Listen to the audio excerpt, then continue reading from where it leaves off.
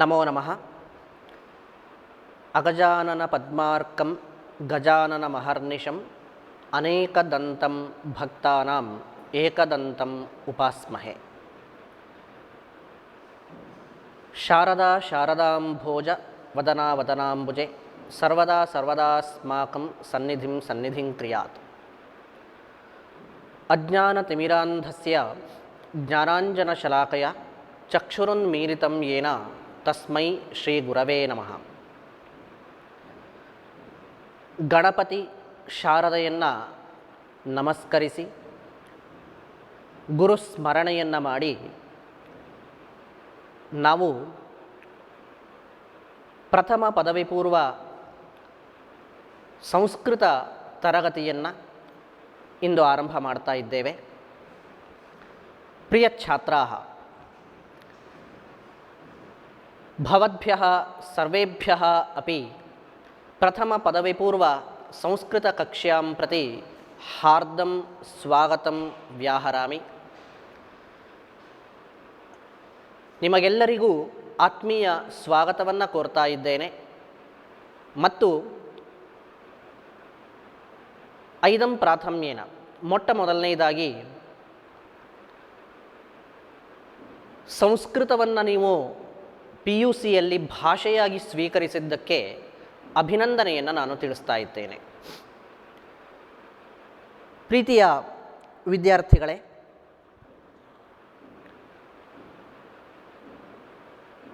ನನಗೆ ತಿಳಿದಿರುವಂತೆ ನಿಮ್ಮಲ್ಲಿ ಹಲವು ಜನ ಈಗಾಗಲೇ ಸಂಸ್ಕೃತವನ್ನು ಕಿಂಚಿತ್ ಅಧ್ಯಯನವನ್ನು ಮಾಡಿ PUCಯಲ್ಲಿ ಮತ್ತೆ ಸಂಸ್ಕೃತವನ್ನು ಕಂಟಿನ್ಯೂ ಮಾಡಿದವರಿದ್ದೀರಿ. ಸಂಸ್ಕೃತದಲ್ಲಿ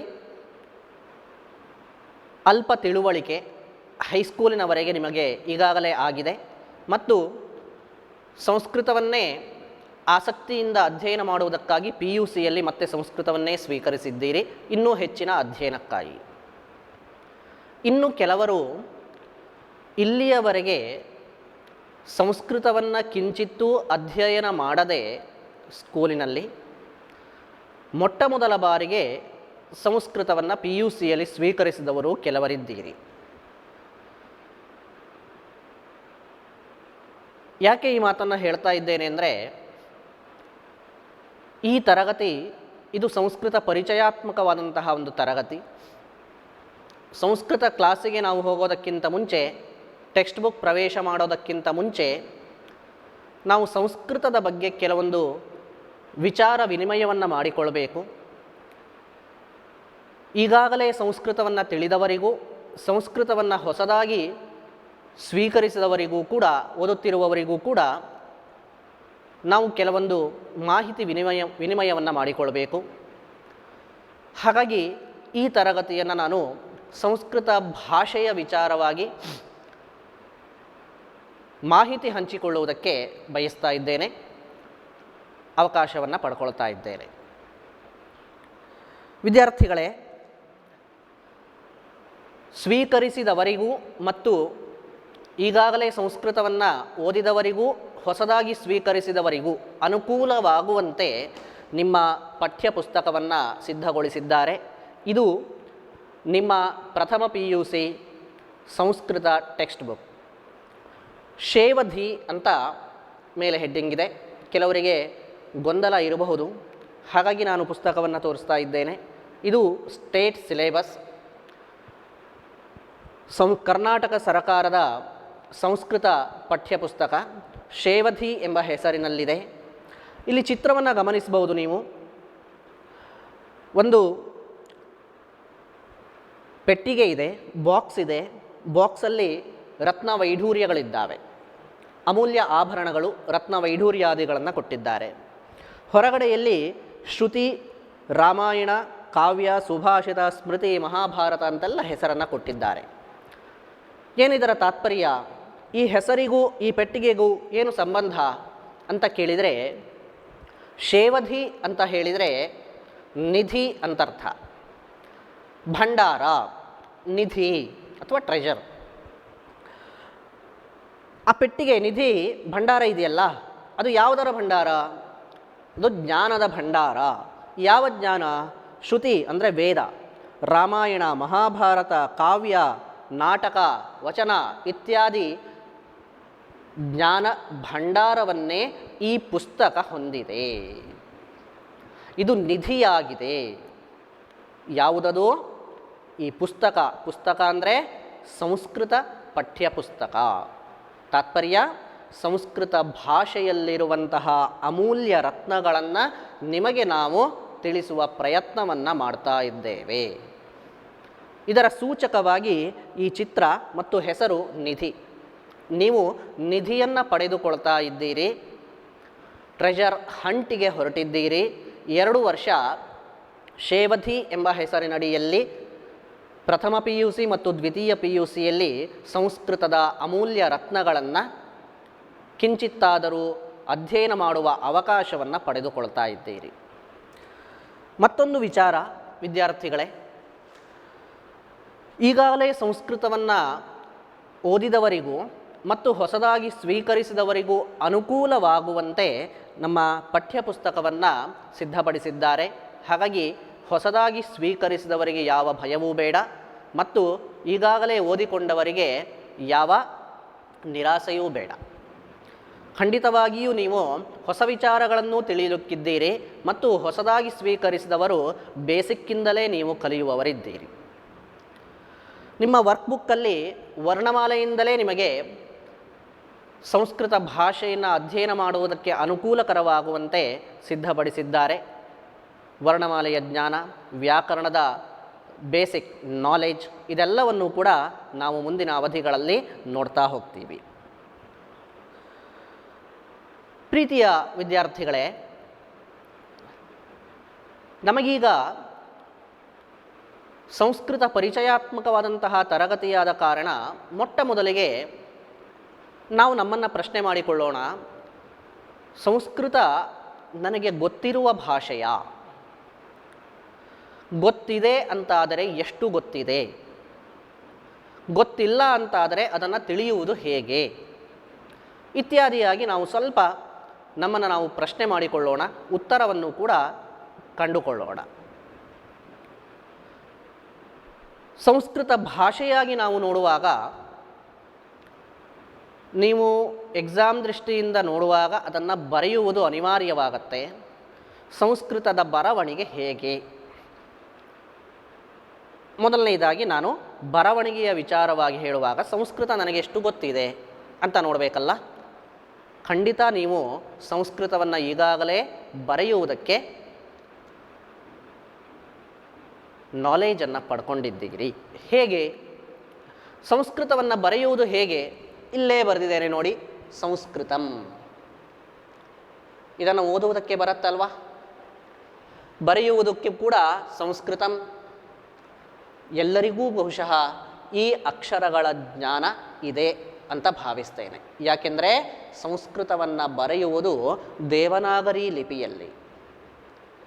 ಭಾಷೆ ವ್ಯವಹರಿಸುವುದಾಯಿತು, ಅದರ ಬರವಣಿಗೆ ಅದನ್ನು ಲಿಪಿ ಅಂತ ಹೇಳ್ತಾರೆ. ಸಂಸ್ಕೃತವನ್ನು ಬರೆಯುವುದು ದೇವನಾಗರಿ ಲಿಪಿಯಲ್ಲಿ. ದೇವನಾಗರಿ ಲಿಪಿ ಈಗಾಗಲೇ ನೀವು ತಿಳಿದುಕೊಂಡಿದ್ದೀರಿ. ಯಾಕೆಂದರೆ ಪ್ರೈಮರಿಯಲ್ಲೋ ಹೈಸ್ಕೂಲಲ್ಲೋ ನೀವು ಹಿಂದಿಯನ್ನು ಓದಿರುತ್ತೀರಿ.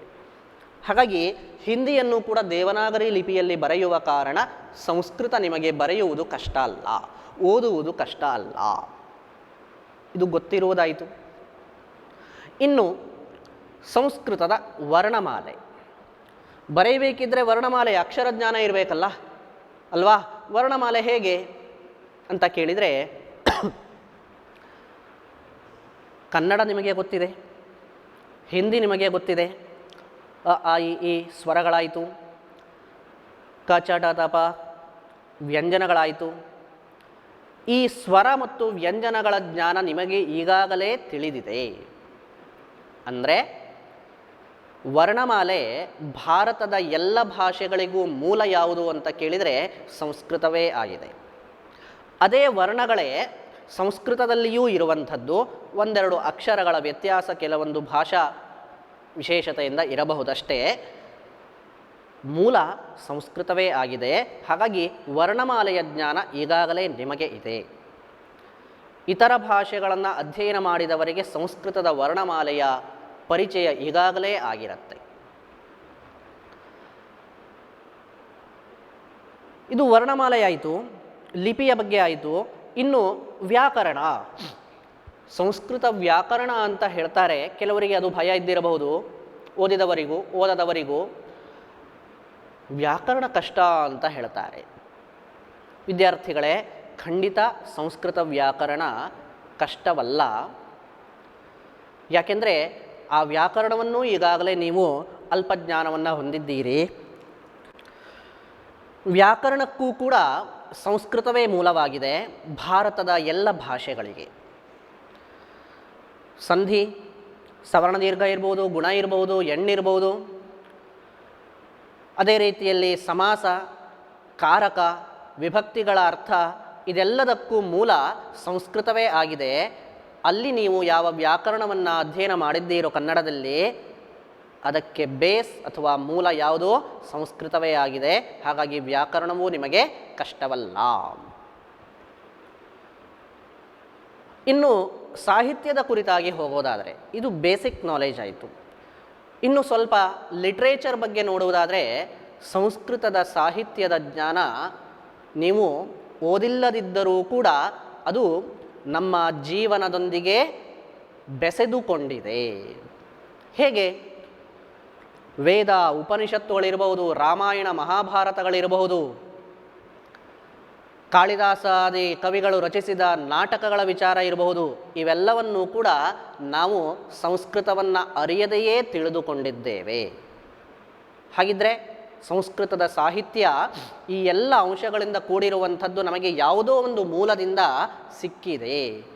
ಅದು ನಮ್ಮ ಮಾತೃಭಾಷೆಯಲ್ಲಿರ್ಬೋದು, ಟ್ರಾನ್ಸ್ಲೇಷನ್ ವಿಚಾರದಲ್ಲಿ ಇರ್ಬೋದು, ಹೇಗೋ ಒಟ್ಟಿನಲ್ಲಿ ನಾವು ಈಗಾಗಲೇ ಸಾಹಿತ್ಯದ ವಿಚಾರವನ್ನು ಕೂಡ ಅಲ್ಪ ತಿಳಿದುಕೊಂಡಿದ್ದೇವೆ. ಆದರೆ ಬೇಸರದ ಸಂಗತಿ ಅಂದರೆ ಎಲ್ಲವನ್ನೂ ನಾವು ಓದದೇ ತಿಳಿದುಕೊಂಡಿದ್ದೇವೆ. ಹಾಗಾಗಿ ಅಪರಿಪೂರ್ಣರಾಗಿದ್ದೇವೆ. ಪರಿಪೂರ್ಣತೆ ಆಗಬೇಕು ಆ ವಿಚಾರಗಳಲ್ಲಿ ಅಂತಂದರೆ, ಆಳವಾದಂತಹ ಅಧ್ಯಯನ ಆಗಬೇಕು ಅಂತಂದರೆ ಅದರ ಮೂಲದೊಂದಿಗೆ ಅಧ್ಯಯನವಾದಾಗ ಮಾತ್ರ ಸಾಧ್ಯ. ಆ ಅವಕಾಶ ನಿಮಗೆ ಸಿಕ್ಕಿದೆ ಅಂತ ನಾನು ಭಾವಿಸ್ತೇನೆ. ಯಾಕೆಂದರೆ ವೇದದ ಉಪನಿಷತ್ತಿನ ಒಂದು ಭಾಗ, ರಾಮಾಯಣದ ಒಂದು ಭಾಗ, ಮಹಾಭಾರತದ ಕೆಲವು ಭಾಗಗಳು, ಹೀಗೆ ಈ ಎಲ್ಲ ಸಾಹಿತ್ಯದ ಬೇರೆ ಬೇರೆ ಪ್ರಕಾರದ ಸುಭಾಷಿತಗಳು, ಗದ್ಯ ಪದ್ಯಗಳು, ಎಲ್ಲದರ ಅಲ್ಪಜ್ಞಾನವನ್ನಾದರೂ ನೀವು ಮೂಲ ಸಹಿತವಾಗಿ ಅಧ್ಯಯನ ಮಾಡುವುದಕ್ಕೆ ಅವಕಾಶವಿದೆ, ಅನುವಾದ ಮಾಧ್ಯಮದಿಂದ ಅಲ್ಲ. ಆದರೂ ಕೆಲವರಿಗೆ ಸಂಶಯ ಇರಬಹುದು, ಸಂಸ್ಕೃತವನ್ನು ಕಲಿಯುವುದು ಕಷ್ಟ ಆಗಬಹುದಲ್ಲ, ಬರೆಯುವುದು ಕಷ್ಟ ಆಗಬಹುದಲ್ಲ ಅಂತ. ಖಂಡಿತ ವಿದ್ಯಾರ್ಥಿಗಳೇ, ಆ ಭಯ ಬೇಡ. ಯಾಕೆಂದರೆ ಸಂಸ್ಕೃತ ಅಧ್ಯಯನದ ಆಸಕ್ತಿಯನ್ನು ಹೆಚ್ಚು ಮಾಡುವುದಕ್ಕಾಗಿಯೇ, ಉತ್ತೇಜನವನ್ನು ನೀಡುವುದಕ್ಕಾಗಿಯೇ ಘನ ಸರ್ಕಾರ ಅಥವಾ ನಮ್ಮ ಸಂಸ್ಕೃತ ಅಧ್ಯಯನ ಸಮಿತಿ, ಪಠ್ಯಪುಸ್ತಕ ಸಮಿತಿ ಕೆಲವೊಂದು ಅನುಕೂಲವನ್ನು ನಿಮಗೆ ಒದಗಿಸಿಕೊಟ್ಟಿದೆ. ನಾವು ಪಾಠ ಮಾಡುವಾಗಲೂ ಮತ್ತು ಬರೆಯುವಾಗಲೂ ನೀವು ಸಂಸ್ಕೃತವನ್ನು ಕನ್ನಡ ಅಥವಾ ಇಂಗ್ಲೀಷಿನಲ್ಲಿ ಬರೆಯುವಂತಹ ಅವಕಾಶವನ್ನು ನಿಮಗೆ ಕೊಟ್ಟಿದೆ. ಓದುವಾಗಲೂ ಅನುವಾದ ಮಾಧ್ಯಮದಿಂದ, ಬರೆಯುವಾಗಲೂ ಕೂಡ ಅನುವಾದ ಮಾಧ್ಯಮದಿಂದ ನೀವು ಒಳ್ಳೆಯ ಅಂಕವನ್ನು ಪಡೆಯುವುದಕ್ಕೆ ಮತ್ತು ಭಾಷೆಯನ್ನು ಕಲಿಯಲು ಸುಲಭವಾಗುವಂತೆ ಪಠ್ಯಪುಸ್ತಕವನ್ನು ಸಿದ್ಧಪಡಿಸಿದ್ದಾರೆ. ಹಾಗಾಗಿ ಕಲಿಕೆ ಮತ್ತು ಬರವಣಿಗೆ ನಿಮಗೆ ಕಷ್ಟ ಅಲ್ಲ ಅಂತ ಆರಂಭದಲ್ಲಿಯೇ ನಾವು ನಿಮಗೆ ಸ್ಪಷ್ಟಪಡಿಸ್ತಾ ಇರುವುದು ಏನೆಂದರೆ, ಸಂಸ್ಕೃತ ನೀವು ಸುಲಭವಾಗಿ ಕಲಿಯುವುದಕ್ಕೆ ಸಾಧ್ಯ ಇದೆ. ಮುಂದಿನ ಪ್ರಶ್ನೆ, ಆಯಿತು ಸಂಸ್ಕೃತ ಓದುವುದಕ್ಕೆ ನಾನು ಸಿದ್ಧನಿದ್ದೇನೆ, ಆದರೆ ಸಂಸ್ಕೃತದಿಂದ ನನಗೆ ಪ್ರಯೋಜನ ಏನು, ಅದರ ಅಗತ್ಯತೆ ಏನಿದೆ, ಯಾಕಾಗಿ ನಾನು ಸಂಸ್ಕೃತವನ್ನು ಓದಬೇಕು ಎಂಬ ಪ್ರಶ್ನೆಗಳು ಮತ್ತೆ ಹುಟ್ಟತ್ತೆ. ಹೀಗೆ ನಾವು ಆಲೋಚಿಸೋಣ. ಭಾರತೀಯ ಪ್ರಾದೇಶಿಕ ಭಾಷೆಗಳಿಗೆಲ್ಲ ಮೂಲವಾಗಿರುವಂತಹ ಸಂಸ್ಕೃತ. ಇದು ಭಾಷೆಗಳ ತಾಯಿಯಾಗಿದೆ. ಸರ್ವಾಸಾಂ ಭಾಷಾಣಾಂ ಮಾತೃಸ್ಥಾನೇ ಸಂಸ್ಕೃತಂ ಅಸ್ತಿ. ನಾವು ಹುಟ್ಟಿ ಬೆಳೆದ ನಂತರದಲ್ಲಿ ಒಬ್ಬ ಜವಾಬ್ದಾರಿಯುತ ಮನುಷ್ಯನಾಗಿ ನನ್ನ ಕಾಲ ಮೇಲೆ ನಾನು ನಿಂತು ಜೀವನವನ್ನು ನಡೆಸುವ ಸಂದರ್ಭದಲ್ಲಿ ನಮ್ಮ ಈ ಬೆಳವಣಿಗೆಗೆ ಕಾರಣೀಕರ್ತಳಾದಂತಹ ತಾಯಿಯನ್ನು ಈಗ ನಮಗೆ ಅಗತ್ಯ ಇಲ್ಲ ಅಂತ ಬಿಡುವುದಕ್ಕುಂಟೆ? ಇಲ್ವಲ್ಲ. 9 ತಿಂಗಳು ಹೊತ್ತು ಆಮೇಲೆ ಹೆತ್ತು ಮುದ್ದಿನಿಂದ ಸಾಕಿ ಬೆಳೆಸಿದಂತಹ ತಾಯಿ ನಾವು ಎಷ್ಟು ದೊಡ್ಡವರಾದರೂ ಕೂಡ ನಮಗೆ ಆ ತಾಯಿಯ ವಾತ್ಸಲ್ಯ ಎಂದೂ ಮರೆಯೋದಿಲ್ಲ ಮತ್ತು ಆ ತಾಯಿಯ ಸ್ಥಾನ ಯಾವತ್ತೂ ಬದಲಾಗುವುದೂ ಇಲ್ಲ. ಹಾಗೆಯೇ ನಮ್ಮ ಮಾತೃಭಾಷೆ ಯಾವುದೇ ಇರಬಹುದು, ವ್ಯವಹಾರಕ್ಕಾಗಿ ಯಾವ ಭಾಷೆಯನ್ನು ನಾವು ಬಳಸ್ತಾ ಇರಬಹುದು, ಆದರೆ ಆ ಎಲ್ಲ ಭಾಷೆಗಳಿಗೆ ತಾಯಿಯ ಸ್ಥಾನದಲ್ಲಿರುವಂತಹ ಸಂಸ್ಕೃತವನ್ನು ಮರೆಯುವುದಕ್ಕುಂಟೆ, ತಿರಸ್ಕರಿಸುವುದಕ್ಕುಂಟೆ. ಈ ಒಂದು ಕಾರಣ ಸಾಕು ನಾವು ಸಂಸ್ಕೃತವನ್ನು ಯಾಕೆ ಓದಬೇಕು ಅನ್ನೋದಕ್ಕೆ. ವ್ಯವಹಾರಕ್ಕೆ ಅಗತ್ಯ ಇಲ್ಲ ಅಂತಲೇ ಭಾವಿಸೋಣ, ಆದರೂ ವ್ಯವಹಾರವನ್ನು ಕಲಿಸಿಕೊಟ್ಟಂತಹ ಯಾವ ಭಾಷೆ ಇದೆಯೋ, ಯಾವ ಭಾವ ಇದೆಯೋ, ಅದೆಲ್ಲದಕ್ಕೂ ಮೂಲ ಸಂಸ್ಕೃತವೇ ಆಗಿದೆ. ಹಾಗಾಗಿ ನಾನು ಸಂಸ್ಕೃತವನ್ನು ಓದಬೇಕು. ಇನ್ನು ಜಾಗತಿಕ ಭಾಷೆಗಳನ್ನು ತೆಗೆದುಕೊಂಡಾಗ ಗ್ರೀಕ್, ಲ್ಯಾಟಿನ್ ಅತ್ಯಂತ ಪ್ರಾಚೀನ ಭಾಷೆ ಅಂತ ಕರೆಸಿಕೊಳ್ಳುತ್ತೆ. ಆದರೆ ಸಂಸ್ಕೃತ ಅದಕ್ಕಿಂತಲೂ ಪ್ರಾಚೀನವಾಗಿದ್ದು ಅಷ್ಟೇ ಅಲ್ಲ, ಪರಿಪೂರ್ಣವಾಗಿದ್ದು ಮತ್ತು ವ್ಯಾಪಕವೂ ಆಗಿತ್ತು. ಹಾಗಾಗಿ ಕೇವಲ ಭಾರತದ ಭಾಷೆಯಾಗಿ ಅಲ್ಲ, ಜಾಗತಿಕ ಭಾಷೆಯಾಗಿಯೂ ಕೂಡ ವಿಶಿಷ್ಟ ಸ್ಥಾನವನ್ನು ಪಡೆದುಕೊಂಡಿದೆ ಸಂಸ್ಕೃತ. ಅನೇಕ ವಿದೇಶಿ ವಿದ್ವಾಂಸರು ಸಂಸ್ಕೃತದ ಭಾಷೆಗೆ ಮರುಳಾಗಿ ಭಾರತಕ್ಕಾಗಮಿಸಿ ಸಂಸ್ಕೃತಕ್ಕಾಗಿಯೇ ಆಗಮಿಸಿ ಅಧ್ಯಯನ ಮಾಡಿ ಸಂಸ್ಕೃತಕ್ಕೆ ಮೆಚ್ಚುಗೆಯನ್ನು ವ್ಯಕ್ತಪಡಿಸಿದಂಥವರು ಸಿಗ್ತಾರೆ. ಸರ್ ವಿಲಿಯಂ ಜೋನ್ಸ್ ಇರ್ಬೋದು, ಮ್ಯಾಕ್ಸ್ ಮುಲ್ಲರ್ ಇರ್ಬೋದು. ಇಂತಹ ಅನೇಕ ಪಾಶ್ಚಾತ್ಯ ಪಂಡಿತರ ಪಟ್ಟಿಯೇ ಬೆಳೀತಾ ಹೋಗುತ್ತೆ. ಹಾಗಾಗಿ ಜಾಗತಿಕ ಭಾಷೆಯಾಗಿ ನಿಲ್ಲುವುದಕ್ಕೂ ಅವಕಾಶವಿರುವಂತಹ ಸಂಸ್ಕೃತವನ್ನು ನಾನು ಓದಬೇಕು. ಇವತ್ತು ಮತ್ತು ವ್ಯಾಪಕವಾಗಿ ಬೆಳೀತಾ ಇದೆ ಸಂಸ್ಕೃತ. ನಿಂತ ನೀರಾಗಿಲ್ಲ ಸಂಸ್ಕೃತ, ಹರಿಯುವ ನದಿಯಂತೆ ಜನೋಪಕಾರಿಯಾಗಿ ಎಲ್ಲ ಕಡೆಯಲ್ಲಿ ಪಸರಿಸ್ತಾ ಇದೆ, ಉಪಕಾರವನ್ನು ಮಾಡ್ತಾ ಇದೆ. ಹಾಗಾಗಿ ನಾನು ಸಂಸ್ಕೃತವನ್ನು ಓದಬೇಕು. ಇನ್ನು ಈ ಭಾಷೆಯ ಅಧ್ಯಯನದಿಂದ ವೈಯಕ್ತಿಕ ಲಾಭವಂತೂ ಇದ್ದೇ ಇದೆ.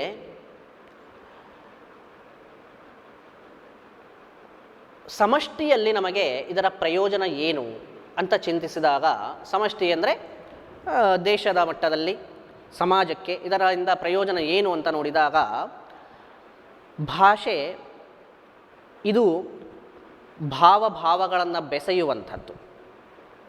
ಭಾರತ ಅನೇಕ ಭಾಷೆಗಳ ನಾಡಾಗಿದೆ. ದಕ್ಷಿಣ ಭಾರತಕ್ಕೆ ಕನ್ನಡ, ತೆಲುಗು, ತಮಿಳು, ಮಲಯಾಳಿ, ತುಳು ಇತ್ಯಾದಿ ಹಲವು ಭಾಷೆಗಳ ಸಮೂಹ. ಅದೇ ರೀತಿ ಉತ್ತರ ಭಾರತದಲ್ಲಿಯೂ.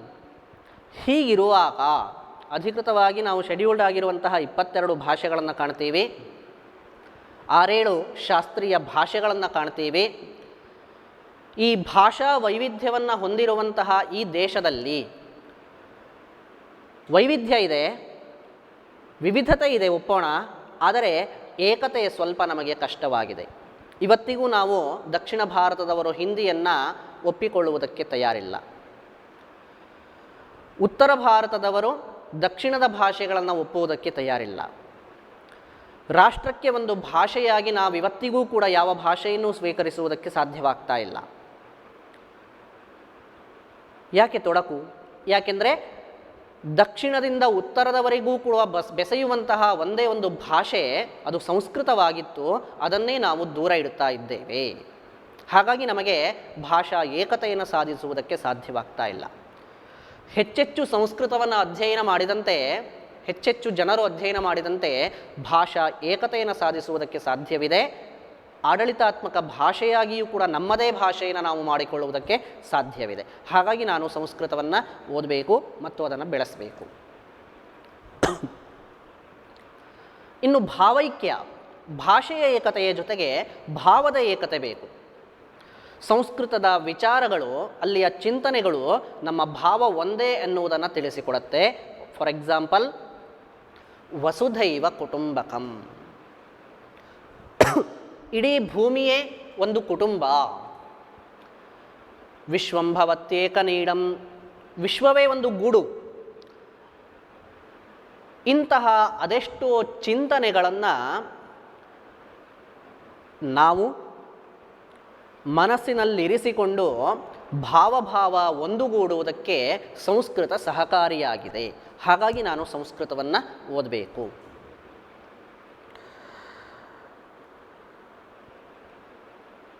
ಅದೇ ರೀತಿ ಮುಂದುವರಿದಾಗ ಸಂಸ್ಕೃತಿ ಸಂಸ್ಕೃತಾಶ್ರಿತ ಎಂಬ ಮಾತನ್ನು ನಾವು ಕೇಳ್ತೀವಿ. ಸಂಸ್ಕೃತಿ ನಮ್ಮ ಆಚಾರ ವಿಚಾರಗಳನ್ನೊಳಗೂಡಿದಂತಹ, ಸಂಪ್ರದಾಯ ಪರಂಪರೆಗಳಿಂದ ಕೂಡಿದಂತಹ ಹಬ್ಬ ಹರಿದಿನಗಳಿರ್ಬೋದು, ಇತ್ಯಾದಿ ನಮ್ಮ ನಿತ್ಯದ ವಿಚಾರಗಳು, ಆಚಾರಗಳಿರ್ಬೋದು, ಇದೆಲ್ಲವನ್ನು ಸೇರಿಸಿ ನಾವು ಒಂದು ಶಬ್ದದಲ್ಲಿ ಹೇಳ್ತೀವಿ ಸಂಸ್ಕೃತಿ ಅಂತ. ಅತ್ಯಂತ ಪ್ರಾಚೀನ ಸಂಸ್ಕೃತಿ ಜಗತ್ತಿನ ಬೇರೆ ದೇಶಗಳು ಇನ್ನೂ ನಿದ್ರಿಸುತ್ತಿರುವಾಗಲೇ, ಅಂದರೆ ಹುಟ್ಟದೇ ಇರುವಾಗಲೇ ಭಾರತೀಯ ಸನಾತನ ಸಂಸ್ಕೃತಿ ಅತ್ಯಂತ ಉತ್ತುಂಗದಲ್ಲಿತ್ತು ಎಂಬ ಅಭಿಪ್ರಾಯ ಹೊಂದಿದೆ. ಇದನ್ನು ನಾವು ಹೇಳಿದ್ದಲ್ಲ, ವಿದೇಶಿಗರೇ ಒಪ್ಪಿಕೊಂಡಿದ್ದು.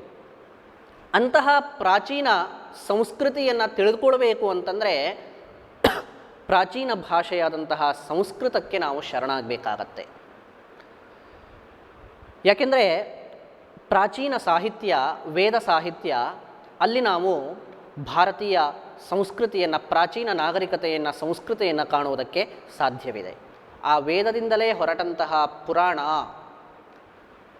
ಕಾವ್ಯಗಳು, ರಾಮಾಯಣ ಮಹಾಭಾರತಾದಿ ಕಾವ್ಯಗಳು ನಮಗೆ ಅಂದಿನ ನಮ್ಮ ಸಂಸ್ಕೃತಿಯನ್ನು ತಿಳಿಸ್ಕೊಡ್ತಾ ಅದರ ಆಧಾರದಲ್ಲಿ ಮುಂದೆ ನಮ್ಮ ವ್ಯಕ್ತಿತ್ವವನ್ನು ರೂಪಿಸಿಕೊಳ್ಳುವುದಕ್ಕೆ, ನಮ್ಮತನವನ್ನು ಉಳಿಸಿಕೊಳ್ಳುವುದಕ್ಕೆ ಅದು ಕಾರಣ ಆಗಿದೆ. ಹಾಗಾಗಿ ನಾನು ಸಂಸ್ಕೃತವನ್ನು ಓದಬೇಕು ಅಂತ. ಇನ್ನು ಜ್ಞಾನಕ್ಕಾಗಿ ಸಂಸ್ಕೃತ, ವಿಜ್ಞಾನಕ್ಕಾಗಿ ಸಂಸ್ಕೃತ, ವ್ಯವಹಾರಕ್ಕಾಗಿ ಸಂಸ್ಕೃತ ಎಂಬ ನೆಲೆಯಲ್ಲಿ ನಾನು ಸಂಸ್ಕೃತವನ್ನು ಓದಬೇಕು. ನಹಿ ಜ್ಞಾನೇನ ಸದೃಶಂ ಎಂಬ ಒಂದು ಮಾತು, ಕೃಷ್ಣನೇ ಹೇಳಿರುವಂತಹ ಮಾತು. ಜ್ಞಾನಕ್ಕೆ ಸಮನಾದಂತಹ ಪವಿತ್ರವಾಗಿರುವಂತಹ ಅಂಶ ಮತ್ತೊಂದಿಲ್ಲ ಅಂತ. ಹಾಗಾಗಿ ಜ್ಞಾನ ರಾಶಿಯಾಗಿರುವಂತಹ ವೇದ ಮತ್ತು ಆ ವೇದದ ಶಾಖೆಗಳು, ಶಾಸ್ತ್ರ ಪುರಾಣಗಳು, ರಾಮಾಯಣ ಮಹಾಭಾರತಗಳು ಮತ್ತು ಆಧುನಿಕ ಇತ್ತೀಚಿನ ಕಾವ್ಯಗಳು, ಈ ಎಲ್ಲ ಜ್ಞಾನಕ್ಕಾಗಿ, ಆಧ್ಯಾತ್ಮಿಕ ಇರಬಹುದು, ಲೌಕಿಕ ಇರಬಹುದು, ಈ ಎಲ್ಲ ಜ್ಞಾನಕ್ಕಾಗಿ ನಾನು ಸಂಸ್ಕೃತವನ್ನು ಓದಬೇಕಾಗಿದೆ. ವಿಜ್ಞಾನಕ್ಕಾಗಿ, ಇವತ್ತು ವಿಜ್ಞಾನ ಯುಗದಲ್ಲಿದ್ದೇವೆ. ಸಂಸ್ಕೃತ ಕೇವಲ ಅಧ್ಯಾತ್ಮದ ಕುರಿತಾಗಿ ಹೇಳಬಹುದು, ವೇದ ಉಪನಿಷತ್ತುಗಳೆಲ್ಲ ಅದನ್ನೇ ತಿಳಿಸ್ಕೊಡ್ತಾ ಇದೆ ಅಂತ ಕೆಲವರು ಮೂಗು ಮುರಿಯುವವರಿದ್ದಾರೆ. ಅಂಥವರಿಗೆ ಉತ್ತರವನ್ನು ಕೊಡೋಣ. ವಿಜ್ಞಾನಕ್ಕಾಗಿಯೂ ನಾವು ಸಂಸ್ಕೃತವನ್ನು ಮೊರೆ ಹೋಗಬೇಕಾಗಿದೆ. ಯಾಕೆಂದರೆ ಇವತ್ತು ನಾವು ವಿಜ್ಞಾನ ಯುಗದಲ್ಲಿದ್ದೇವೆ, ಒಪ್ಪಿಕೊಳ್ತೇವೆ. ಹಾಗಂತ ಭಾರತ ವಿಜ್ಞಾನದಲ್ಲಿ ಹಿಂದೆ ಬಿದ್ದಿತ್ತಾ ಅಂತ ಕೇಳಿದರೆ ಖಂಡಿತ ಇಲ್ಲ. ವೇದ ಕಾಲದಿಂದಲೇ, ಋಗ್ವೇದ ಕಾಲದಿಂದಲೇ ನಾವು ವಿಜ್ಞಾನದ ಕುರಿತಾಗಿ ಅನೇಕ ಸಂಶೋಧನೆಗಳನ್ನು ನಮ್ಮ ಪೂರ್ವಜರು ಕಂಡುಕೊಂಡಿದ್ದನ್ನು ನಾವು ತಿಳಿಯಬಹುದು. ಖಗೋಳ ವಿಜ್ಞಾನ ಇರಬಹುದು, ಭೌತ ವಿಜ್ಞಾನ ಇರಬಹುದು, ರಸಾಯನ ವಿಜ್ಞಾನ ಇರಬಹುದು, ಹೀಗೆ ಲೋಹತಂತ್ರ ಶಾಸ್ತ್ರ ಇರಬಹುದು. ಹೀಗೆ ಹಲವು ವಿಜ್ಞಾನದ ಶಾಖೆಗಳಲ್ಲಿ ನಮ್ಮ ಪೂರ್ವಜರು ಪರಿಣತರಾಗಿದ್ದರು ಮತ್ತು ಆ ಶಾಖೆಗಳಲ್ಲಿ ಗ್ರಂಥಗಳನ್ನು ಕೂಡ ರಚಿಸಿದ್ರು. ಆ ಗ್ರಂಥಗಳ ಅಧ್ಯಯನಕ್ಕಾಗಿ ನಮ್ಮದೇ ವಿಜ್ಞಾನದ ಬೆಳಕನ್ನು ಜಗತ್ತಿಗೆ ನೀಡುವುದಕ್ಕಾಗಿ ಮತ್ತೆ ಹೊಸ ಸಂಶೋಧನೆಗಳನ್ನು ಮಾಡುವುದಕ್ಕಾಗಿ ನಾನು ಸಂಸ್ಕೃತವನ್ನು ಓದಬೇಕು.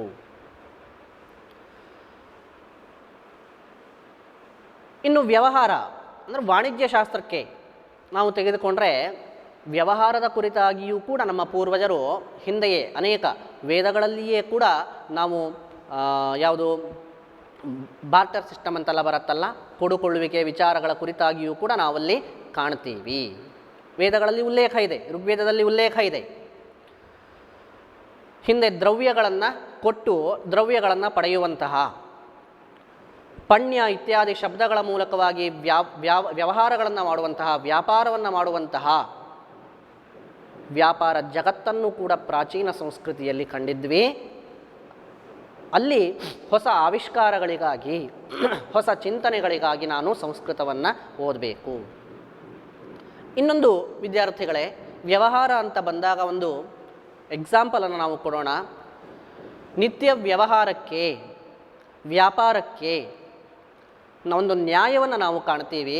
ಒಂದು ಸೂಚಿ ಕಟಾಹ ನ್ಯಾಯ ಅಂತ. ಸಂಸ್ಕೃತದ ಸ್ವಾರಸ್ಯಗಳ ವಿಚಾರಗಳಲ್ಲಿ ನ್ಯಾಯವೂ ಕೂಡ ಒಂದು. ಆ ನ್ಯಾಯವನ್ನು ನಾವು ವ್ಯವಹಾರದ ದೃಷ್ಟಿಯಲ್ಲಿ ನೋಡುವಾಗ, ವ್ಯವಹಾರ ಕಲಿಸುವುದಕ್ಕೆ, ವ್ಯಾಪಾರ ಕಲಿಸುವುದಕ್ಕಾಗಿ ಒಂದು ನ್ಯಾಯವನ್ನು ಹೇಳ್ತಾರೆ, ಸೂಚಿ ಕಟಾಹ ನ್ಯಾಯ ಅಂತ. ಸೂಚಿ ಅಂದರೆ ಸೂಜಿ, ಚುಚ್ಚುವ ಸೂಜಿ. ಕಟಾಹ ಅಂದರೆ ದೊಡ್ಡ ಒಂದು ಹಂಡೆ. ಒಬ್ಬ ವ್ಯಾಪಾರಿ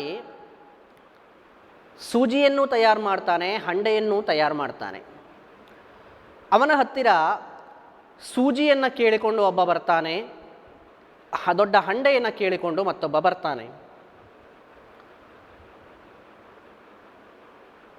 ಹಂಡೆಯನ್ನು ಕೇಳಿಕೊಂಡು ಬಂದವನು ಮೊದಲು ಬಂದಿದ್ದಾನೆ ಅಂತಲೇ ಸ್ವೀಕರಿಸೋಣ. ಸೂಜಿಯನ್ನು ಕೇಳಿಕೊಂಡವನು ಆಮೇಲೆ ಬರ್ತಾನೆ. ಆದರೆ ವ್ಯಾಪಾರಿಯಾದವನು ಆ ಸೂಜಿ ಮತ್ತು ಹಂಡೆಯನ್ನು ವ್ಯಾಪಾರ ಮಾಡ್ತಾನಲ್ಲ, ಅಂದರೆ ಅದನ್ನು ತಯಾರು ಮಾಡ್ತಾನಲ್ಲ, ಅವನು ಮೊದಲಿಗೆ ಯಾರನ್ನು ಸ್ವೀಕರಿಸ್ತಾನೆ, ಯಾರನ್ನು ರಿಸೀವ್ ಮಾಡ್ತಾನೆ ಅಂತ ಕೇಳಿದರೆ ಸೂಜಿಯನ್ನು ಕೇಳಿಕೊಂಡು ಬಂದವನನ್ನೇ ರಿಸೀವ್ ಮಾಡ್ತಾನೆ. ಮಾಡಬೇಕು ಕೂಡ. ಯಾಕೆಂದರೆ ಸೂಜಿಯನ್ನು ತಯಾರು ಮಾಡೋದು ಅದು ಅಲ್ಪಾವಧಿಯದ್ದು, ಅಂದರೆ ಅದಕ್ಕೆ ಸ್ವಲ್ಪ ಸಮಯ ಸಾಕು. ಹಂಡೆಯನ್ನು ತಯಾರು ಮಾಡೋದಕ್ಕೆ ತುಂಬ ಹೊತ್ತು ಬೇಕು. ಹಾಗಾಗಿ ಅಲ್ಪ ಸಮಯ ಸಾಧ್ಯವಾಗಿರುವಂತಹ ಸೂಜಿಯನ್ನು ಮೊದಲು ತಯಾರಿಸಿ ಅವನಿಗೆ ಕೊಟ್ಟು ಆಮೇಲೆ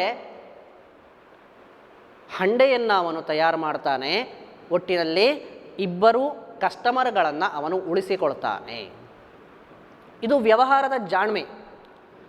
ಈ ವ್ಯಾವಹಾರಿಕ ಜ್ಞಾನವನ್ನು ಕೂಡ ನಮ್ಮ ಸಂಸ್ಕೃತದ ಗ್ರಂಥಗಳಲ್ಲಿ, ಶಾಸ್ತ್ರಗಳಲ್ಲಿ ನಾವು ಕಾಣಬಹುದು. ಒಂದು ಎಕ್ಸಾಂಪಲ್ ಕೊಟ್ಟಿದ್ದಷ್ಟೇ.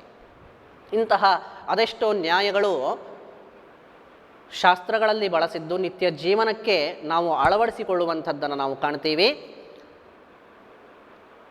ಅಂತಹ ಸ್ವಾರಸ್ಯಕರ ಸಂಗತಿಗಳಿಗಾಗಿ ನಾನು ಸಂಸ್ಕೃತವನ್ನು ಓದಬೇಕು. ಇನ್ನು ಕಲೆ, ಸಾಹಿತ್ಯ, ನಾಟ್ಯಾದಿಗಳಿರ್ಬೋದು, ಕ್ಷೇತ್ರಗಳಿರ್ಬೋದು, ಇದೆಲ್ಲದಕ್ಕೂ ಮೂಲ ಸಂಸ್ಕೃತವೇ ಆಗಿದೆ. ಕಲಾ ವಿಭಾಗವನ್ನು ತೆಗೆದುಕೊಂಡಾಗ ರಾಜ್ಯಶಾಸ್ತ್ರ, ಪ್ರಾಚೀನ ರಾಜ್ಯಶಾಸ್ತ್ರ ಇರ್ಬೋದು, ಅರ್ಥಶಾಸ್ತ್ರ ಇರ್ಬೋದು. ಕೌಟಿಲ್ಯನ ಅರ್ಥಶಾಸ್ತ್ರವಂತೂ ಪ್ರಸಿದ್ಧವಾಗಿದೆ. ಕಾಮಂದಕಿಯ ನೀತಿಶಾಸ್ತ್ರ, ರಾಜ್ಯಶಾಸ್ತ್ರ ಇವೆಲ್ಲವೂ ಕೂಡ ನಮಗೆ ಕಲಾ ವಿಭಾಗದಲ್ಲಿಯೂ ನಾವು ಪರಿಣತರಾಗಿದ್ದೆವು. ನಮ್ಮ ಪೂರ್ವಜರು ವಿಶೇಷವಾದಂತಹ ಜ್ಞಾನವನ್ನು ಹೊಂದಿದ್ರು ಅಂತ ಗೊತ್ತಾಗತ್ತೆ. ನಮ್ಮ ಪ್ರಾಚೀನ ಆ ಸಾಹಿತ್ಯವನ್ನು ತಿಳಿಯುವುದಕ್ಕಾಗಿ ನಾನು ಸಂಸ್ಕೃತವನ್ನು ಓದಬೇಕು. ಇನ್ನು ಸಂಸ್ಕೃತದ ವ್ಯಾಪ್ತಿ ಎಷ್ಟು ಅಂತ ನೋಡೋದಾದರೆ, ಈಗಾಗಲೇ ನಾವು ತಿಳಿದುಕೊಂಡಂತೆ ಅದ್ಭುತವಾದಂತಹ ಒಂದು ಜ್ಞಾನ ಭಂಡಾರ ಇದೆ. ವೇದಾದಿ ಸಾಹಿತ್ಯಗಳನ್ನು ನಾವು ನೋಡಿದ್ದೀವಿ. ಇದು ಪ್ರಾಚೀನವಾದದ್ದಾಯಿತು. ಆಧುನಿಕ ಕಾಲದಲ್ಲಿ ಸಂಸ್ಕೃತದ ವ್ಯಾಪ್ತಿ ಏನು, ಎಷ್ಟು ಅಂತ ಒಂದು ನಾಲೆಜಿಗೆ ವಿದ್ಯಾರ್ಥಿಗಳೇ ಮಾಹಿತಿಯನ್ನು ವಿನಿಮಯ ಮಾಡಿಕೊಳ್ಳೋಣ. ಇವತ್ತಿಗೂ ಸಂಸ್ಕೃತವನ್ನು ಅಧ್ಯಯನ ಮಾಡ್ತಾ ಇರುವಂತಹ ದೊಡ್ಡ ಸಂಖ್ಯೆ ಇದೆ. ಸುಮಾರು 95 ಲಕ್ಷಕ್ಕಿಂತಲೂ ಹೆಚ್ಚು ಜನರು ಸರಳ ಸಂಸ್ಕೃತದಲ್ಲಿ ಮಾತನಾಡಲು ಸಮರ್ಥರಿದ್ದಾರೆ. ಒಂದು ಸ್ಟ್ಯಾಟಿಸ್ಟಿಕ್ಸನ್ನು ಕೊಡೋಣ, ಕೆಲವೊಂದು ವಿಚಾರವನ್ನು. ಯಾಕೆಂದರೆ ನಿಮಗೆ ಸಂಶಯ ಇರಬಹುದು, ಯಾವುದೋ ಒಂದು ಸ್ಕೂಲಿನಲ್ಲಿ, ಕಾಲೇಜಿನಲ್ಲಿ ಸಂಸ್ಕೃತವನ್ನು ಕನ್ನಡ ಮಾಧ್ಯಮದ ಮೂಲಕವಾಗಿ, ಇಂಗ್ಲೀಷ್ ಮಾಧ್ಯಮದ ಮೂಲಕವಾಗಿ ಪಾಠ ಮಾಡ್ತಾರೆ, ನಾವು ತಿಳಿದುಕೊಳ್ತೀವಿ, ಕನ್ನಡ ಇಂಗ್ಲೀಷಲ್ಲಿ ಬರೀತೀವಿ, ಅಲ್ಲಿಗೆ ಮುಗಿಯಿತು, ಒಳ್ಳೆ ಮಾರ್ಕ್ ಸಿಗತ್ತೆ, ಮುಗಿಯಿತು. ಇಷ್ಟೇ ಅಲ್ಲ ವಿದ್ಯಾರ್ಥಿಗಳೇ, ಹೊರ ಪ್ರಪಂಚದಲ್ಲಿ ಸರಳ ಸಂಸ್ಕೃತದಲ್ಲಿ ಮಾತನಾಡಲು ಸಮರ್ಥರಿದ್ದಂತಹ ಸುಮಾರು 1 ಕೋಟಿ ಜನ, 95 ಲಕ್ಷಕ್ಕಿಂತ ಹೆಚ್ಚು ಜನ ಇವತ್ತು ಹೊರ ಪ್ರಪಂಚದಲ್ಲಿ ಇದ್ದಾರೆ. ಕೇವಲ ನಮ್ಮ ದೇಶದಲ್ಲಷ್ಟೇ ಅಲ್ಲ, ವಿದೇಶಿಗರೂ ಕೂಡ ಸಂಸ್ಕೃತದಲ್ಲಿ ಮಾತನಾಡುವುದನ್ನು ಕಾಣಬಹುದು. ನೀವು ಒಮ್ಮೆ ಯೂಟ್ಯೂಬ್ ಇಲ್ಲ ಫೇಸ್ಬುಕ್ಕಲ್ಲಿ ಕೆಲವೊಂದು ಸರ್ಚ್ ಹೊಡೆದಾಗ ನಿಮಗೆ ಸಾಕಷ್ಟು ವಿಡಿಯೋಗಳು ಸಿಗತ್ತೆ. ಸಂಸ್ಕೃತದಲ್ಲಿ ಮಾತನಾಡುವಂತಹ ವಿದೇಶಿಗರು, ಅಲ್ಲಿ ಕಲಿಯುವಂತಹ ವಿದ್ಯಾರ್ಥಿಗಳು, ಇದನ್ನು ನಾವು ಕಾಣಬಹುದು. ಇದರ ಜೊತೆಗೆ ವಿದ್ಯಾರ್ಥಿಗಳೇ, ಸುಮಾರು 6,000 ಕುಟುಂಬ ಭಾರತದಲ್ಲಿ ಸಂಸ್ಕೃತದಲ್ಲೇ ಮಾತನಾಡುವಂತಹ ಕುಟುಂಬಗಳು. ಕುಟುಂಬದ ಪ್ರತಿಯೊಬ್ಬ ಸದಸ್ಯರು ಸಂಸ್ಕೃತದಲ್ಲೇ ಮಾತನಾಡ್ತಾರೆ. ಎಷ್ಟು? 6,000ಕ್ಕಿಂತಲೂ ಹೆಚ್ಚು ಕುಟುಂಬಗಳು. ಇದು ಅತಿಶಯೋಕ್ತಿ ಅಲ್ಲ ವಿದ್ಯಾರ್ಥಿಗಳೇ, ಸಾಧ್ಯ ಇದೆ, ಮನಸ್ಸು ಮಾಡಿದರೆ ಸಾಧ್ಯವಿದೆ ಅಂತ. ಅಷ್ಟೇ ಅಲ್ಲ, ಭಾರತದಲ್ಲಿ ಸುಮಾರು 6-7 ಸಂಸ್ಕೃತ ಗ್ರಾಮಗಳು ಅಂತ ಘೋಷಿತವಾಗಿವೆ. ಇದೇನು ಗ್ರಾಮ ಅಂತ ಕೇಳಿದರೆ, ನೂರಾರು ಮನೆಗಳು, 100ಕ್ಕಿಂತಲೂ ಹೆಚ್ಚು ಮನೆಗಳು ಇರುವಂತಹ ಗ್ರಾಮಗಳು. ಆ ಗ್ರಾಮದಲ್ಲಿರುವಂತಹ ಪ್ರತಿಯೊಬ್ಬ ಮನುಷ್ಯರೂ ಕೂಡ ಸಂಸ್ಕೃತದಲ್ಲಿ, ಸರಳ ಸಂಸ್ಕೃತದಲ್ಲಿ ಮಾತನಾಡಲು ಶಕ್ತರಿದ್ದಾರೆ. ಅಂತಹ ಗ್ರಾಮಗಳನ್ನು ಸಂಸ್ಕೃತ ಗ್ರಾಮ ಅಂತ ಘೋಷಣೆ ಮಾಡಿದ್ದಾರೆ. ಕರ್ನಾಟಕದ ಶಿವಮೊಗ್ಗದ ಮತ್ತೂರಿನಲ್ಲಿ ನಾವು ಸಂಸ್ಕೃತ ಗ್ರಾಮವನ್ನು ನೋಡುವುದಕ್ಕೆ ಸಾಧ್ಯವಿದೆ. ಆ ಭಾಗದಲ್ಲಿರುವವರಿಗೆ ಅದರ ಪರಿಚಯ ಇರುತ್ತೆ ವಿದ್ಯಾರ್ಥಿಗಳೇ. ಹೀಗೆ ಸಂಸ್ಕೃತ ವ್ಯಾಪಕವಾಗಿ ಇಂದಿಗೂ ಬೆಳೀತಾನೇ ಇದೆ, ಹೆಚ್ಚೆಚ್ಚು ಜನರನ್ನು ತಲುಪ್ತಾ ಇದೆ. ಇನ್ನು ಸಂಸ್ಕೃತದ ಮಾಸಪತ್ರಿಕೆ ಸಂಭಾಷಣ ಸಂದೇಶ ಅಂತ ಲಕ್ಷಾಂತರ ಜನರು ಚಂದಾದಾರರಾಗಿ ಸಂಸ್ಕೃತ ಮಾಸಪತ್ರಿಕೆಯನ್ನು ಓದ್ತಾ ಇದ್ದಾರೆ. ದಿನಪತ್ರಿಕೆಯೂ ಕೂಡ ಸಂಸ್ಕೃತದಲ್ಲಿ ಹೊರಬರ್ತಾ ಇದೆ. ಸುಧರ್ಮ ಎಂಬ ಹೆಸರಿನ ದಿನಪತ್ರಿಕೆ ಪ್ರತಿ ದಿವಸವೂ ಕೂಡ, ದಿನಪತ್ರಿಕೆ ಅಂದರೆ ಪ್ರತಿ ದಿವಸವೂ ಬರೋದು ಅಲ್ವಾ, ಸಂಸ್ಕೃತದಲ್ಲಿಯೂ ಕೂಡ ಒಂದು ದಿನಪತ್ರಿಕೆ ಬರ್ತಾ ಇದೆ. ಈ ಎಲ್ಲ ಮಾಹಿತಿಗಳನ್ನು ಯಾಕೆ ನಿಮಗೆ ಕೊಡ್ತಾ ಇರೋದು ಅಂದರೆ, ನಾವು ದುರ್ಬಲರಲ್ಲ.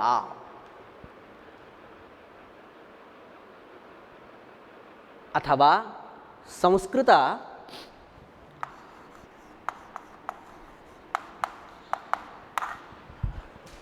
ಮೃತ ಭಾಷೆ ಅಲ್ಲ. ಯಾವ ಭಾಷೆ? ಅಮೃತ ಭಾಷೆ. ಕೆಲವರು ಹೇಳ್ತಾರೆ, ಕುಚೋದ್ಯ ಮಾಡ್ತಾರೆ, ಸಂಸ್ಕೃತ ಅಂದಿನ ಸಂಗತಿಗಳನ್ನು ಹೊತ್ತಿದೆ, ಇವತ್ತು ಅದು ಅಪ್ರಸ್ತುತ, ಇವತ್ತು ಅದು ಸತ್ತು ಹೋಗಿದೆ, ಮೃತ ಭಾಷೆ ಅಂತ. ಖಂಡಿತ ಅಲ್ಲ ವಿದ್ಯಾರ್ಥಿಗಳೇ. ಈ ಮಾಹಿತಿಯನ್ನು ನೋಡಿದಾಗ ಇದು ಮೃತ ಭಾಷೆ ಆಗುವುದಕ್ಕೆ ಸಾಧ್ಯವಿಲ್ಲ, ಇದು ಅಮೃತ ಭಾಷೆ. ನಮಗೆ ಸಂತಸವನ್ನು ನೀಡ್ತಾ ಇರುವಂತಹ ಅದೆಷ್ಟೋ ಸಾಹಿತ್ಯದ ಮುಖಾಂತರವಾಗಿ, ಆ ಭಾಷೆಯ ಪ್ರಯೋಗದ ಮುಖಾಂತರವಾಗಿ ಅಮೃತದಂತಹ ಸವಿಯನ್ನು ನೀಡ್ತಾ ಇರುವಂತಹ ಈ ಭಾಷೆ ಅಮೃತ ಭಾಷೆಯೇ ಸರಿ. ಯಾವತ್ತಿಗೂ ಇದು ಸಾಯುವಂಥದ್ದಲ್ಲ. ಇದು ಅಮರವಾಣಿ, ಅಮೃತವಾಣಿ ಸಂಸ್ಕೃತ ಭಾಷೆ. ಮತ್ತು ಈ ಸಂಸ್ಕೃತ ಭಾಷೆ ದೇವಭಾಷೆ ಅಂತಲೂ ಪ್ರಸಿದ್ಧ. ದೇವತೆಗಳು ಮಾತನಾಡುವಂತಹ ಭಾಷೆ ಅದು ಸಂಸ್ಕೃತ ಭಾಷೆ. ಕೇವಲ ದೇವಭಾಷೆಯ ಅಲ್ಲ, ವೇದ ಭಾಷೆಯೂ ಹೌದು. ವೇದದ ಭಾಷೆ ಸಂಸ್ಕೃತ, ದೇವ ಭಾಷೆ ಸಂಸ್ಕೃತ. ಹಾಗಿದ್ದರೆ ನಮ್ಮಿಂದ ದೂರ ಆಯಿತಲ್ಲ? ಖಂಡಿತ ಇಲ್ಲ. ಮಾನವ ಭಾಷೆಯೂ ಕೂಡ ಸಂಸ್ಕೃತ.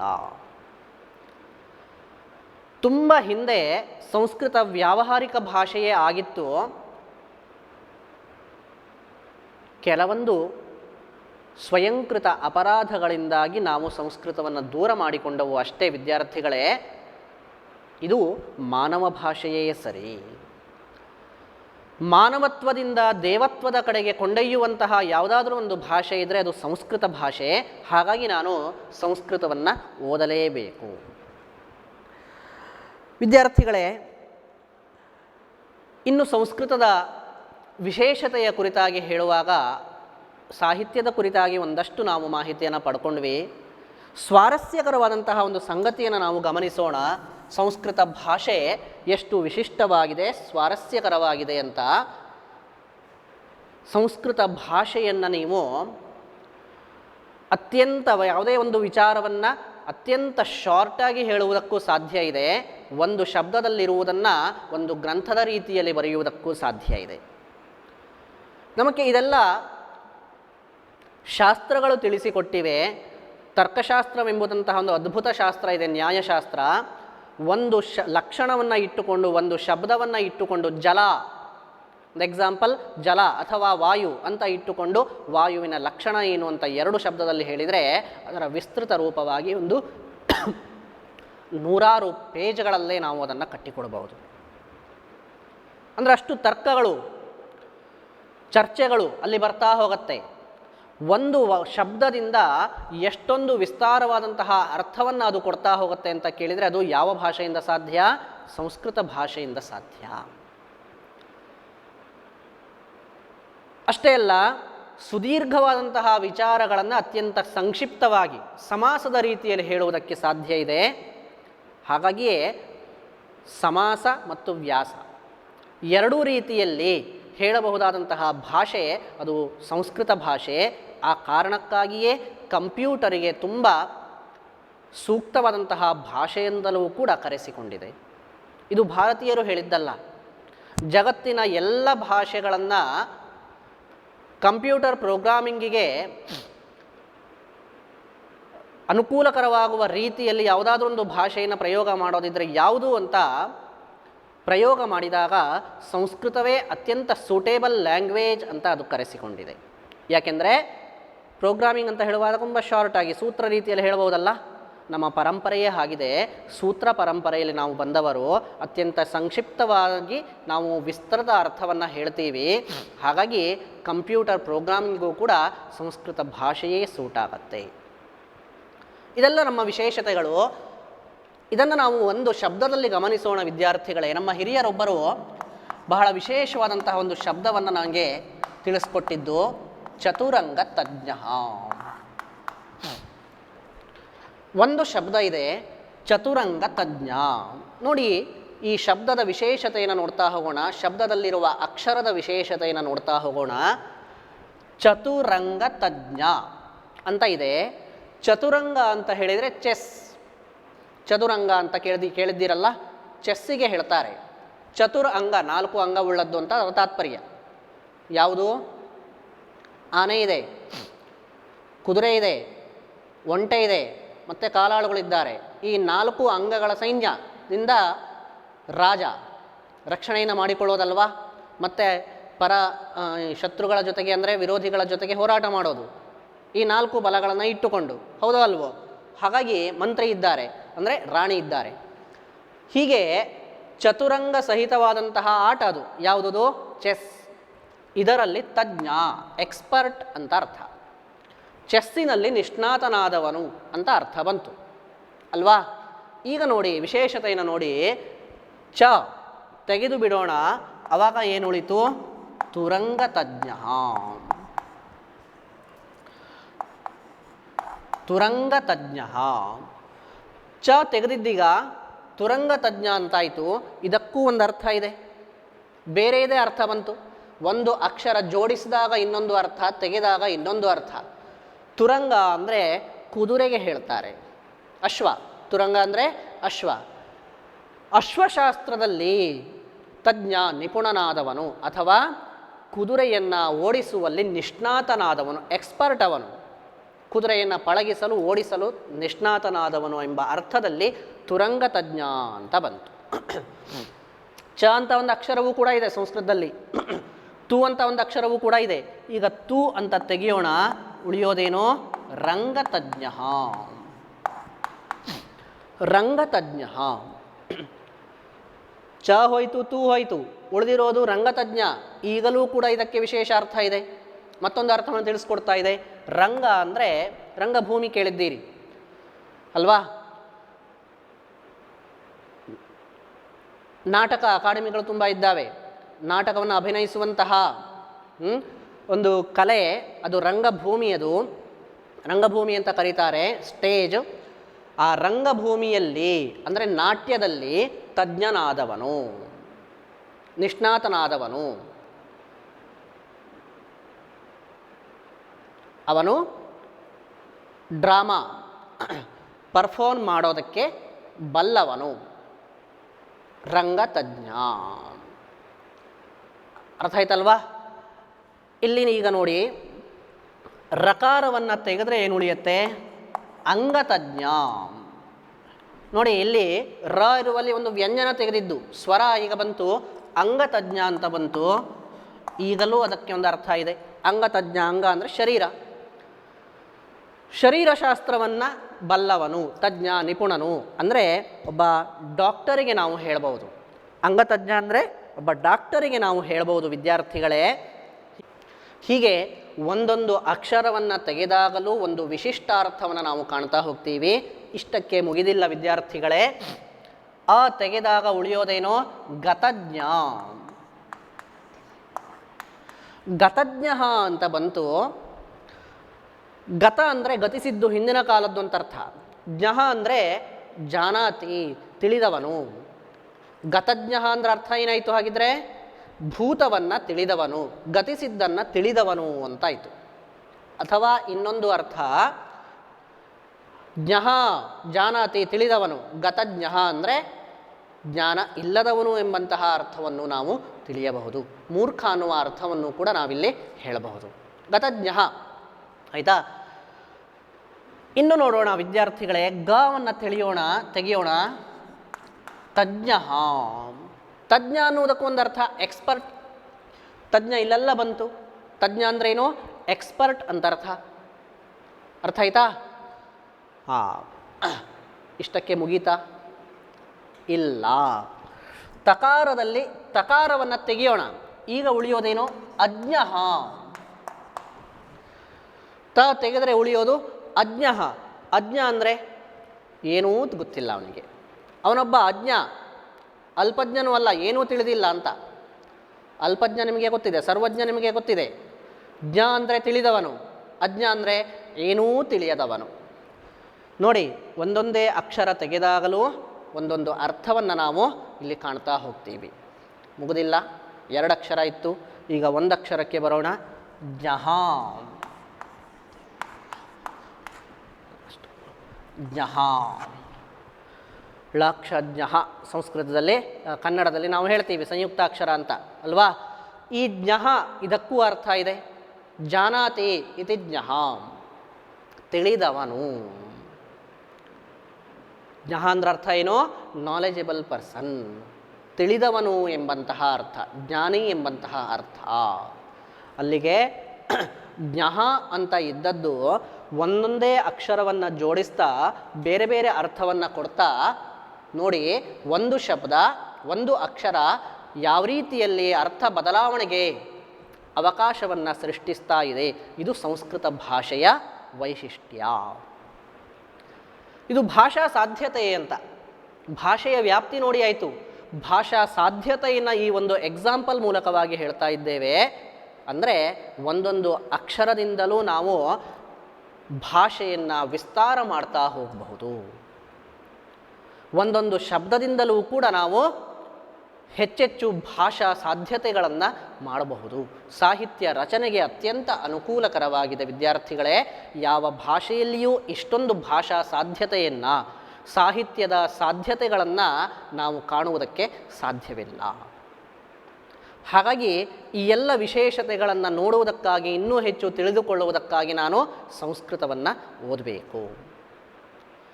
ವಿದ್ಯಾರ್ಥಿಗಳ ಇದರ ಜೊತೆಗೆ ಇವತ್ತು ಟಂಗ್ ಟ್ವಿಸ್ಟರ್, ಇಂಗ್ಲೀಷ್ನಲ್ಲಿ ನೀವು ತುಂಬ ಕೇಳಿರ್ಬೋದು, ಕನ್ನಡದಲ್ಲಿಯೂ ಕೂಡ ಹಿಂದೆ ಮನೆಗಳಲ್ಲಿ ಕೆಲವೊಂದು ಮನರಂಜನೆಗಾಗಿ ಮಾಡ್ತಾಯಿತ್ತು. ಸಂಸ್ಕೃತದ ಸ್ತೋತ್ರಗಳು, ಕೆಲವು ಶ್ಲೋಕಗಳು ಆ ಎಲ್ಲ ಟಂಗ್ ಟ್ವಿಸ್ಟರ್ಗಳಿಗಿಂತ ಅತ್ಯುತ್ತಮವಾಗಿವೆ. ಅಷ್ಟೇ ಅಲ್ಲ, ನಮ್ಮ ನರಮಂಡಲಕ್ಕೆ ಅದು ಒಳ್ಳೆಯ ಎಕ್ಸಸೈಸನ್ನು ಕೂಡ ಮಾಡುತ್ತೆ. ಕೇವಲ ಅಂತಹ ಶ್ಲೋಕಗಳಷ್ಟೇ ಅಲ್ಲ, ಸಂಸ್ಕೃತ ಭಾಷೆಯೇ, ಇಲ್ಲಿಯ ಶಬ್ದ ಜೋಡಣೆಗಳೇ, ಅಕ್ಷರ ಜೋಡಣೆಗಳೇ ನಮ್ಮ ನರಮಂಡಲಕ್ಕೆ ಹೆಚ್ಚು ಅನುಕೂಲಕರವಾಗಿದೆ, ಹೆಚ್ಚೆಚ್ಚು ಎಕ್ಸಸೈಸ್ ಮಾಡುತ್ತೆ. ಹಾಗಾಗಿಯೇ ಸಂಸ್ಕೃತ ಶ್ಲೋಕಗಳನ್ನು ಉಚ್ಚಾರ ಮಾಡೋದ್ರಿಂದ ನರಗಳಿಗೆ ಎಕ್ಸಸೈಸ್ ಆಗಿ ಬುದ್ಧಿ ಚುರುಕುವಾಗತ್ತೆ ಮತ್ತು ಎಲ್ಲ ನರಗಳು ಕೂಡ ಸರಿಯಾಗಿ ಆ್ಯಕ್ಟಿವ್ ಆಗಿ ಇರುತ್ತೆ ಎನ್ನುವಂತಹ ಒಂದು ನಂಬಿಕೆ ಇದೆ. ಈ ಕಾರಣಕ್ಕಾಗಿಯೇ ವಿದೇಶಿಗರು ಇವತ್ತು ಭಗವದ್ಗೀತೆಯನ್ನು ಓದ್ತಾ ಇದ್ದಾರೆ, ಸ್ತೋತ್ರ ಪಠನವನ್ನು ಕೂಡ ಮಾಡ್ತಾ ಇದ್ದಾರೆ. ನಾವು ಸಂಸ್ಕೃತ ನಮಗಲ್ಲ ಎಂಬಂತೆ ಅಜ್ಞಾನದಿಂದ ವರ್ತಿಸ್ತಾ ಇದ್ದೇವೆ. ಇಲ್ಲಿ ನಾವು ಇನ್ನೊಂದು ವಿಶೇಷವನ್ನು ಗಮನಿಸಬೇಕು ವಿದ್ಯಾರ್ಥಿಗಳೇ. ಸಂಸ್ಕೃತ ನಮಗಲ್ಲ ಅನ್ನುವವರಿಗೆ ಉತ್ತರ ಕೊಡೋಣ. ಇದು ನಮಗಾಗಿಯೇ ಇರುವಂಥದ್ದು. ಇದಕ್ಕೆ ಜಾತಿ ಭೇದ ಇಲ್ಲ, ಲಿಂಗ ಭೇದ ಇಲ್ಲ, ಧರ್ಮ ಭೇದ ಇಲ್ಲ. ಎಲ್ಲ ಜಾತಿಯವರು, ಎಲ್ಲ ಧರ್ಮದವರು, ಎಲ್ಲ ಲಿಂಗದವರು ಕೂಡ ಅಧ್ಯಯನ ಮಾಡುವಂತಹ ಭಾಷೆ ಅದು ಸಂಸ್ಕೃತ ಭಾಷೆ. ಎಲ್ಲ ಪ್ರದೇಶದವರು ಅಧ್ಯಯನ ಮಾಡುವಂತಹ ಭಾಷೆ ಅದು ಸಂಸ್ಕೃತ ಭಾಷೆ. ಇಲ್ಲಿಯ ಚಿಂತನೆಗಳು ನಮಗೆ ಅದನ್ನೇ ತಿಳಿಸಿಕೊಡ್ತಾ ಇದೆ. ಹಾಗೆ ಕೊನೆಯ ಒಂದು ಈ ಅಂಶದ ಒಟ್ಟಿಗೆ ನಾವು ಇಂದಿನ ಪರಿಚಯಾತ್ಮಕವಾದಂತಹ ಪಾಠವನ್ನು ನಾನು ಮುಕ್ತಾಯ ಮಾಡ್ತಾ ಇದ್ದೇನೆ. ಸಂಸ್ಕೃತಂ ಈ ಶಬ್ದ ವಿಶೇಷತೆಯನ್ನು ಕೂಡ ನಾವು ಗಮನಿಸೋಣ. ಮುಂದಿನ ತರಗತಿಯಲ್ಲಿ ನಾವು ನೇರವಾಗಿ ಸಿಲೆಬಸ್ಸಿಗೆ ಹೋಗ್ಬೋದು ವಿದ್ಯಾರ್ಥಿಗಳೇ. ಸಂಸ್ಕೃತಂ ಸಮ್ಯಕ್ ಕೃತಂ. ಸಂಸ್ಕೃತಂ ಎಂಬ ಶಬ್ದ ಬಹಳ ವಿಶೇಷ. ಇದನ್ನು ಗಮನಿಸಲೇಬೇಕು. ಸಮ್ಯಕ್ ಕೃತಂ ಸಂಸ್ಕೃತಂ. ಇದನ್ನು ಬಿಡಿಸಿದಾಗ, ವಿಗ್ರಹ ಮಾಡಿದಾಗ ಏನು ಅರ್ಥ ಬಂತು? ಸಮ್ಯಕ್ ಕೃತಂ ಸಂಸ್ಕೃತಂ. ಸಮ್ಯಕ್ ಅಂದ್ರೆ ಅರ್ಥ ಏನು? ಚೆನ್ನಾಗಿ. ಕೃತಂ ಅಂದರೆ ಮಾಡಲ್ಪಟ್ಟಿದ್ದು, ಅರ್ಥ ಸಂಸ್ಕರಿಸಲ್ಪಟ್ಟಿದ್ದು. ಯಾವುದಾದರೂ ಒಂದು ಭಾಷೆ, ಆ ಭಾಷೆಯ ಹೆಸರು ತನ್ನ ಭಾಷೆಯ ಕುರಿತಾಗಿ ತಿಳಿಸಿಕೊಡ್ತಾ ಇದೆ ಅಂತಂದರೆ ಅದು ಸಂಸ್ಕೃತ ಮಾತ್ರ. ನಾನೆಷ್ಟು ಶಿಸ್ತಿನಿಂದ ಕೂಡಿದ್ದೇನೆ, ನಾನೆಷ್ಟು ಪರಿಪೂರ್ಣನಾಗಿದ್ದೇನೆ ಅಂತ ಯಾವುದಾದ್ರೂ ಒಂದು ಭಾಷೆ ತಿಳಿಸಿಕೊಡುವುದಿದ್ದರೆ ಅದು ಸಂಸ್ಕೃತವೇ ಆಗಿದೆ. ಹೆಸರೇ ಹೇಳ್ತಾ ಇದೆ, ಸಮ್ಯಕ್ ಕೃತಂ, ಚೆನ್ನಾಗಿ ಸಂಸ್ಕರಿಸಲ್ಪಟ್ಟಿದ್ದು. ವಿದ್ಯಾರ್ಥಿಗಳೇ, ಪ್ರತಿಯೊಂದು ವಸ್ತುವಿಗೂ ಅದು ಶುದ್ಧ ಆಗಬೇಕಿದ್ರೆ ಸಂಸ್ಕಾರ ಆಗಬೇಕು. ವ್ಯಕ್ತಿಗೆ ನಾವು ಸಂಸ್ಕಾರವನ್ನು ಮಾಡ್ತೇವೆ, ಯಾಕೆಂದರೆ ಅವನು ಶುದ್ಧನಾಗಬೇಕು.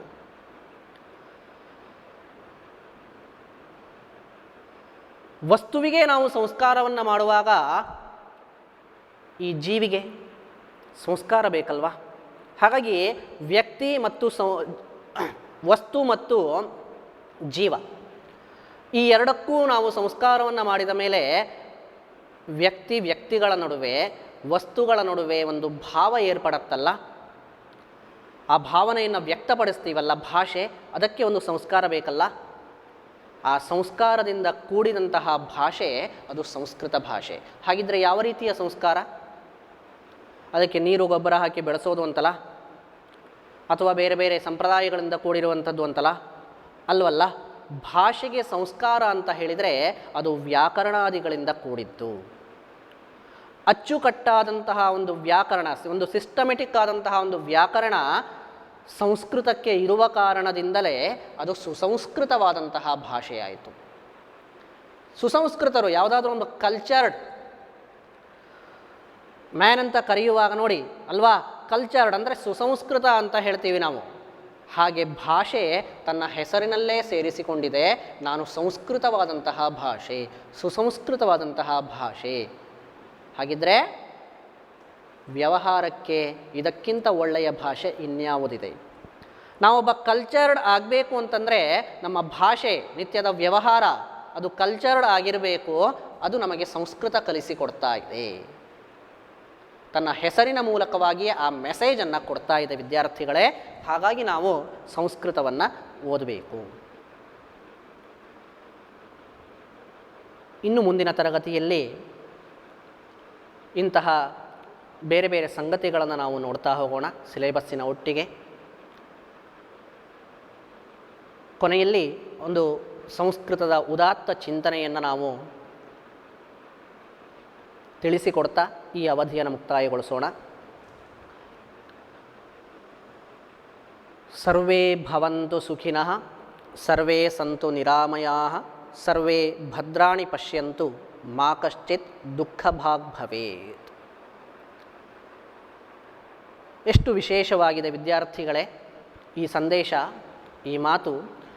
ಎಲ್ಲರೂ ಸುಖವಾಗಿರಲಿ, ಎಲ್ಲರೂ ಆರೋಗ್ಯವಂತರಾಗಿರಲಿ, ಎಲ್ಲರೂ ಒಳ್ಳೆಯದನ್ನೇ ನೋಡುವಂತಾಗಲಿ, ಯಾರೂ ದುಃಖವನ್ನು ಅನುಭವಿಸದೇ ಇರಲಿ.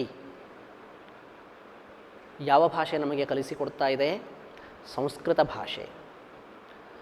ಎಲ್ಲರನ್ನ ಸೇರಿಸುವಂತಹ, ಎಲ್ಲರ ಭಾವವನ್ನು ಒಂದುಗೂಡಿಸುವಂತಹ ಈ ಸಂಸ್ಕೃತ ಭಾಷೆಯನ್ನು ನೀವು ಸ್ವೀಕರಿಸಿದ್ದೀರಿ.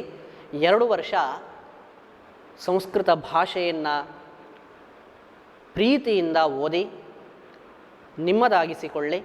ಅಂಕದ ವಿಚಾರವಾಗಿ ನಾನು ಪ್ರಸ್ತಾಪವನ್ನು ಮಾಡಲೇ ಇಲ್ಲ, ಯಾಕೆಂದರೆ ಅಂಕಕ್ಕಾಗಿಯೇ ಬಂದವರು ಎಷ್ಟೋ ಜನ ಇದ್ದೀರಿ. ಅಂಕ ಖಂಡಿತವಾಗಿಯೂ ನಿಮಗೆ ಸಿಗತ್ತೆ. ಅದನ್ನು ನಾವು ಹೇಗೂ ಸಿಗತ್ತೆ ಅಂತ ಭಾವಿಸಿ ಅಂಕಕ್ಕಾಗಿ ಓದದೆ ಜ್ಞಾನಕ್ಕಾಗಿ ಓದುವ ಪ್ರಯತ್ನವನ್ನು ಮಾಡೋಣ. ಖಂಡಿತವಾಗಿಯೂ ಕೊನೆಯಲ್ಲಿ ನೀವು ಯಶಸ್ಸನ್ನು ಗಳಿಸ್ತೀರಿ. ಧನ್ಯವಾದ.